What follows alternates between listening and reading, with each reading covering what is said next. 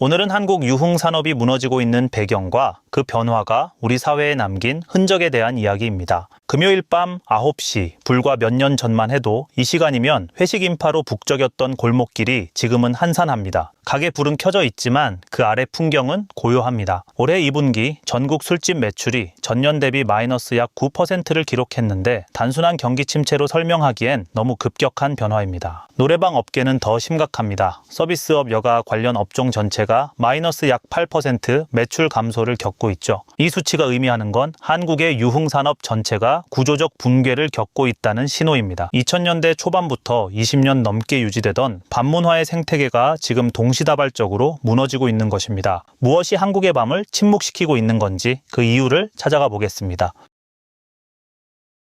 직장에서는 목요일 저녁이면 회식을 하는 분위기가 있었습니다. 저녁 약속은 거의 관행처럼 이어졌고 일정 조율도 지금보다 훨씬 제한적이었죠. 1차 고깃집, 2차 호프집, 3차는 노래방이라는 공식이 한국 직장인의 표준 루틴이었습니다. 유흥업 입장에서 이건 안정적인 비즈니스 모델이었습니다. 고객이 자발적으로 오는 게 아니라 조직 문화가 강제로 밀어주는 구조였으니까요. 더 중요한 건 회식이 단순한 술자리를 넘어선 의미를 가졌다는 점입니다. 인사평가와 승진에 영향을 미쳤고 업무 외적인 관계를 쌓는 필수 통로였기에 직원들은 싫어도 참석할 수밖에 없었습니다. 이런 구조가 유흥업에는 황금 같은 시스템이었습니다. 그러나 점점 변화가 시작됐습니다. 워라벨이라는 단어가 등장했고 젊은 직원들은 저녁 회식을 거부하기 시작했죠. 처음엔 소수의 반란이었지만 점차 분위기가 바뀌었습니다. 인사팀에서는 회식 가이드라인을 만들었고 회식 강요가 직장 내 괴롭힘으로 제정이 됐습니다. 법적으로도 문제가 될 수 있다는 인식이 퍼졌죠. 문제는 이게 단순한 트렌드 변화가 아니라 조직 문화의 근본이 바뀌는 중이었습니다. 수직적 위계가 수평적 관계로 전환되면서 상사가 부하 직원에게 술자리를 강요하는 구조 자체가 무너졌고 저녁 대신 점심 회식, 술 대신 논알코올 회식이 새로운 표준이 됐습니다. 기업들은 회식비를 복지 포인트로 전환했고 직원들은 그 포인트로 술이 아닌 다른 것을 선택했습니다. 영화 관람권, 도서 상품권, 헬스장 이용권이 술보다 인기가 많았습니다. 경제적 분석으로 보면 더 명확합니다. 회식은 유흥업에 있어 가장 예측 가능한 매출원이었습니다. 주중 목요일과 금요일, 월말과 분기 말마다 정기적으로 발생하는 수요였는데 이 수요가 사라지자 유흥업의 매출 구조가 근본부터 흔들렸습니다. 비정기적인 개인 소비로는 이 공백을 메울 수 없었습니다. 회식이 차지하던 매출 비중이 평균 40%였다는 점을 고려하면 이건 치명적인 타격이었습니다. 결과는 명확했습니다. 회식이라는 시스템이 사라지면서 한국 유흥업은 수요 기반 자체를 잃어버렸습니다. 술집 사장님들은 계산기를 두드리며 한숨을 쉽니다. 인건비, 임대료, 식재료비가 올랐지만 손님은 줄어들고 있기 때문이죠.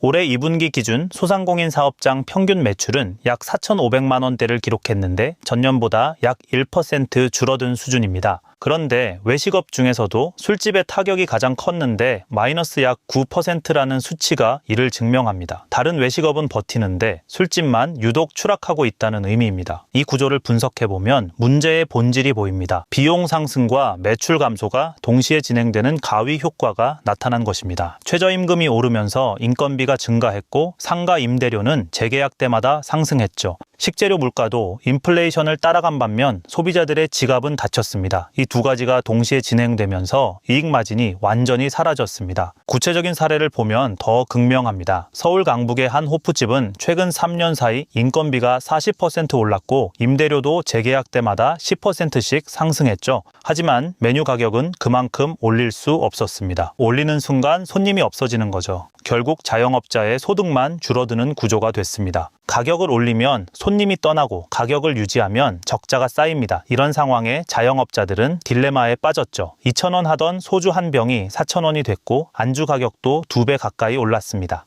소비자들의 반응은 냉정했습니다. 가격 대비 효용 계산이 나오지 않는다는 겁니다. 술집에서 10만 원을 쓰는 것과 편의점에서 2만 원을 쓰는 것 사이에서 합리적 소비자는 후자를 선택하죠. 유흥비는 필수 지출이 아니라 사치제로 분류됩니다. 경기가 나쁠 때 가장 먼저 잘리는 항목이죠. 생활비를 줄여야 할 때 식비는 어쩔 수 없지만 술값은 바로 줄일 수 있습니다. 고금리 시대가 오면서 상황은 더 악화됐습니다. 한국은행이 기준금리를 올리자 가계대출 이자 부담이 급증하면서 사람들은 소비를 줄이고 저축과 대출 상환에 집중했습니다. 외식도 줄이고 술집은 더욱 멀어졌습니다. 월급의 상당 부분이 이자로 나가는 상황에서 유흥비를 쓸 여유는 없었던 거죠. 30대 직장인의 평균 대출 잔액이 억 단위를 넘어선 상황에서 술값은 사치였습니다. 수요와 공급의 법칙이 작동하지 않는 상황입니다. 공급은 여전히 많은데 수요는 급감했죠. 시장 조정이 일어나야 하지만 그 조정 과정이 바로 대량 폐업입니다. 유흥업 전체가 지금 이 구조조정의 한가운데 있습니다. 누군가는 살아남겠지만 대다수는 문을 닫을 수밖에 없는 구조입니다.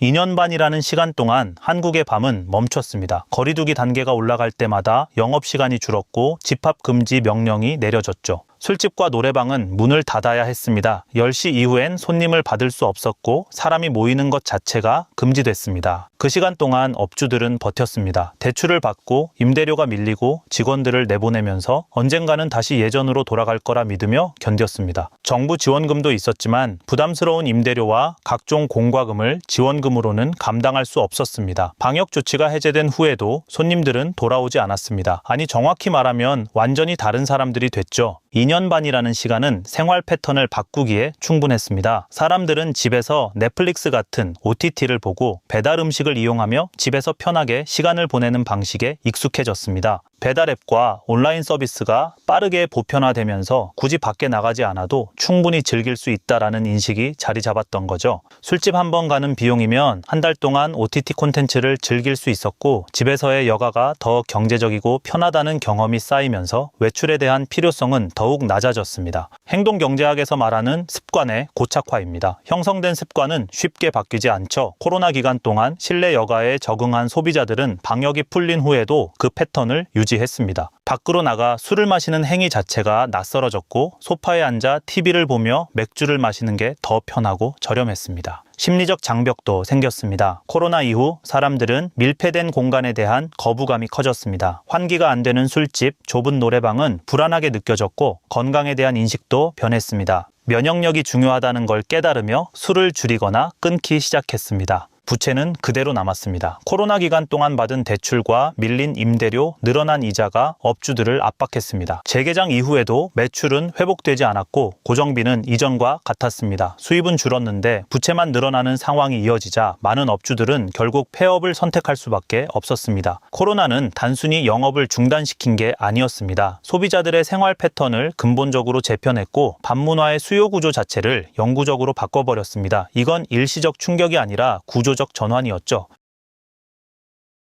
20대 청년층은 회식에 대한 선호도가 낮습니다. 여럿이 모여 술을 마시는 문화 자체를 부담스럽게 느끼는 경우가 많고 개인 시간을 우선하는 경향이 뚜렷합니다. 조사 결과가 이를 뒷받침합니다. 20대 중 70% 이상이 혼자 있는 시간이 가장 편하다고 답했습니다. 단체 술자리는 부담스럽고 노래방은 어색하고 억지로 분위기를 맞추는 게 피곤하다는 겁니다. 눈치를 보며 술잔을 채우고 상사의 무용담을 들어야 하는 시간이 고역이라는 거죠. 이건 단순한 세대 차이가 아니라 가치관의 근본적인 전환입니다. 기성세대에게 술자리는 인간관계를 맺고 유지하는 필수 통로였죠. 거기서 정보를 얻고 인맥을 쌓고 친밀감을 형성했습니다. 그런데 MZ세대는 그렇게 생각하지 않습니다. 인간관계는 온라인에서도 충분히 가능하고 굳이 술을 마시며 친해질 필요가 없다는 거죠. 카톡과 인스타로 소통하는 게 더 효율적이라고 생각합니다. 그들에게 금요일 밤은 다르게 쓰입니다. 게임을 하거나 운동을 하고 술을 마시더라도 편의점에서 캔맥주를 사서 집에서 마십니다.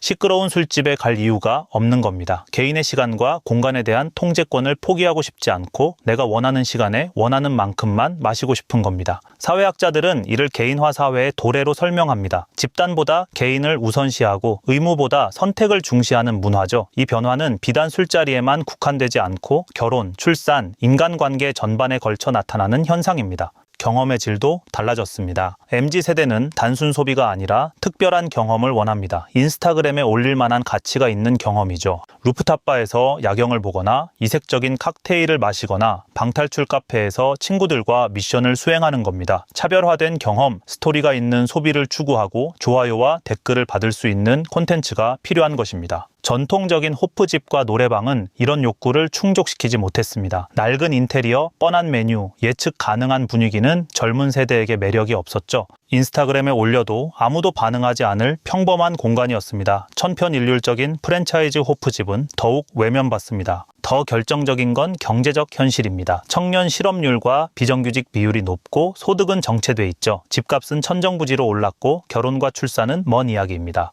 이런 상황에서 술값으로 돈을 쓸 여유가 없을 뿐더러 그 돈이면 주식을 샀거나 자기 개발에 투자하는 게 합리적이라고 생각합니다. 영어 학원비나 자격증 준비가 술값보다 우선순위가 된 것도 하나의 이유죠. 소비의 우선순위가 재편된 겁니다. 과거엔 술과 유흥이 젊음의 특권이었다면 지금은 생존을 위한 투자가 우선이죠. 여가비보다 교육비, 술값보다 적금이 20대의 현실입니다. 강릉, 속초, 춘천은 주말마다 관광객들로 붐빕니다. 주차장은 만차고 해변은 인파로 가득하죠. 카페 앞엔 줄이 늘어서 있고 포토존마다 사람들이 사진을 찍습니다. 유동 인구만 보면 관광업이 호황인 것처럼 보입니다. 하지만 현지 술집 사장님들의 표정은 어둡습니다. 사람은 많은데 장사는 안 되는 현실, 이상한 일이죠. 경제학 원론에 따르면 유동 인구 증가는 매출 증가로 이어져야 합니다. 그런데 현실은 정반대입니다. 거리는 북적이는데 가게는 텅 비어 있습니다. 이유는 간단하죠. 요즘 여행객들은 돈을 쓰지 않습니다. 아니 정확히는 최소한만 쓰는 거죠. 당일치기로 다녀가거나 편의점 도시락으로 끼니를 때우고 프랜차이즈 카페에서 커피 한 잔만 마시고 떠납니다. 관광지의 숙박과 외식도 줄었고 특히 술집과 노래방 방문은 거의 사라졌습니다. 지갑을 열지 않는 여행객들이 늘어난 겁니다. 소비 패턴 분석을 보면 더 극명합니다. 과거 관광객의 하루 평균 지출액이 15만 원 수준이었다면 지금은 그 절반 정도입니다. 교통비와 최소한의 식비만 쓰고 돌아가는 거죠. 체험 활동이나 유흥비는 지출 항목에서 아예 빠졌습니다. 기념품도 사지 않고 현지 음식도 먹지 않습니다. 그저 풍경만 보고 사진만 찍고 떠납니다. 강원도 관광협회의 조사에 따르면 관광객 수는 늘었지만 1인당 지출액은 3년 전보다 30% 감소했습니다. 관광객 1000명이 와도 매출은 오히려 줄어드는 역설이 발생한 거죠. 이건 여행 목적 자체가 바뀐 결과입니다. 과거엔 여행지에서 먹고 마시고 즐기는 게 목적이었다면 지금은 사진 찍는 게 목적입니다. 인스타그램에 올릴 인증샷 몇 장이면 충분합니다. 카페 앞에서 한 장, 바다 배경으로 한 장이 여행의 전부가 됐죠. 실제 경험보다 디지털 기록이 더 중요해진 겁니다.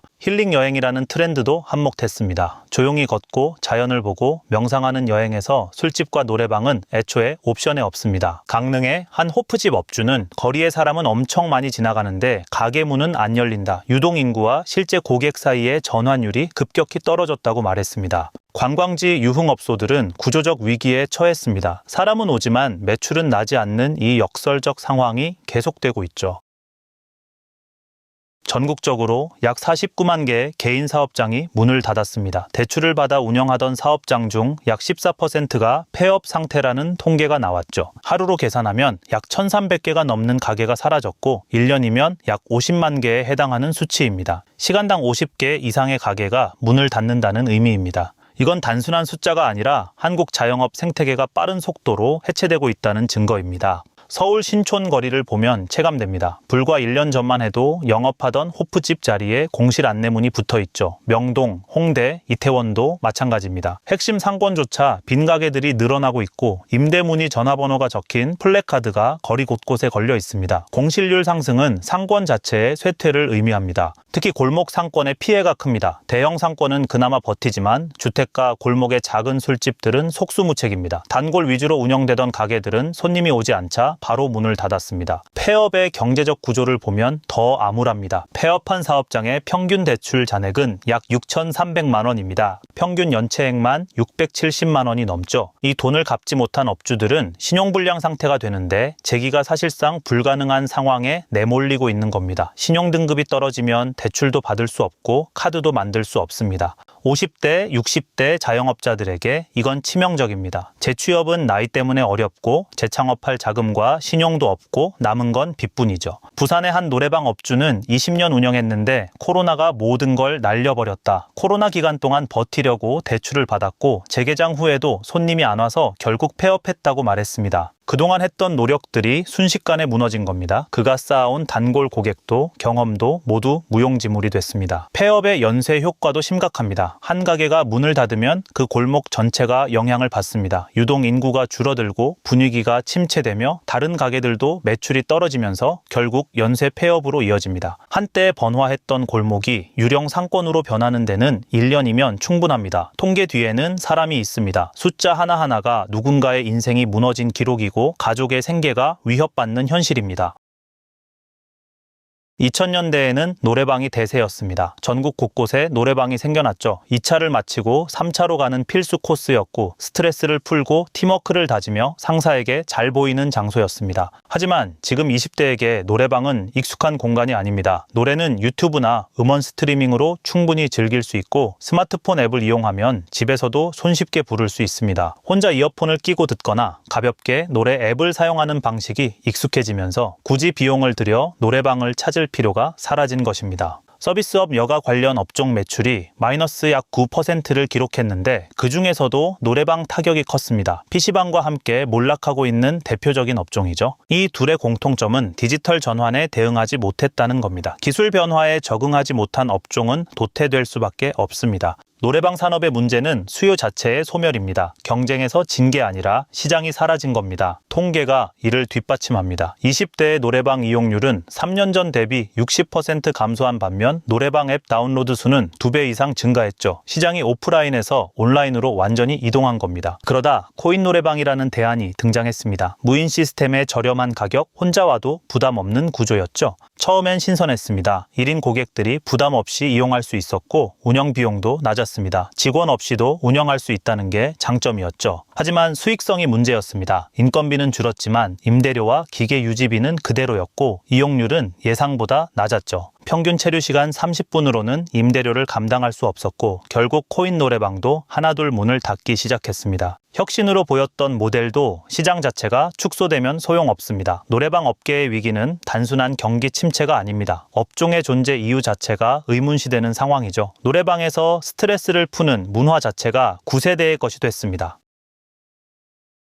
전국 228개 시군구 중 절반 이상이 소멸 위험 지역으로 분류됐습니다. 젊은이들은 떠나고 남은 건 고령 인구뿐이죠. 지방 소멸은 더 이상 예측이 아니라 현실입니다. 목포와 군산, 포항의 유흥가는 한때의 번화함을 잃고 지금은 텅 비어 있습니다. 거리는 어둡고 가게는 폐업 상태이며 사람은 보이지 않아서 밤 9시면 거리가 조용해집니다. 지방 소도시의 밤은 이미 죽었습니다. 유흥업은 인구가 밀집된 곳에서만 작동하는 산업이지만 사람이 없으면 장사가 안 됩니다. 청년 유출의 악순환이 심각합니다. 지난해에만 비수도권에서 약 20만 명의 20대가 일자리를 찾아 수도권으로 떠났습니다. 청년이 떠나면 소비가 줄고 소비가 줄면 가게가 문을 닫고 가게가 문을 닫으면 일자리가 더 사라지는 악순환이죠. 유흥업은 이 악순환의 첫 번째 희생양입니다. 전남 목포의 경우 20대 인구가 10년 사이 40% 감소했습니다. 이 도시 유흥가의 공실률은 50%를 넘었습니다. 수요층이 완전히 사라져서 임대료를 절반으로 내려도 세입자가 안 들어오는 상황입니다. 수도권이라고 다르지 않습니다. 사람은 많지만 임대료가 문제죠. 강남 한복판 상가 임대료는 월 1,000만 원을 훌쩍 넘습니다. 이 비용을 감당하려면 매일 만석이어야 하는데 그건 불가능하죠. 서울 강남구의 통계를 보면 더 극명합니다. 상가 임대료는 3년 전 대비 40% 상승했지만 유흥업소 매출은 20% 감소했습니다.